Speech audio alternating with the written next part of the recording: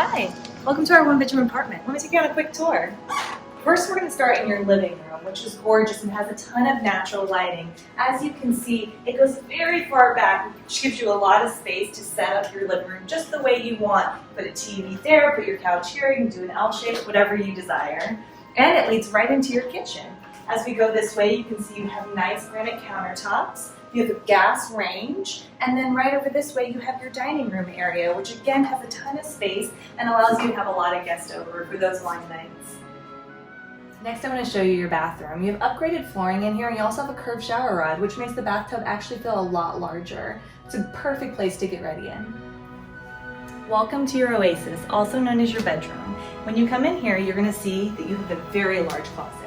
It goes wall to wall. It gives you a ton of space for storage, for clothing, whatever you need, especially if you have a lot of shoes. And then if you come this way, you'll see where your bed can go. Again, very large. You can fit a king in here, a queen in here, 2 queens in here, and you have a ton of space for other dressers, whatever you need. But the one thing I can't show you in person is the top class management you're going to receive at any Carlo Inc property. Ask any resident that's lived here before or lives here now, and they'll tell you we put our residents first. See below for more information.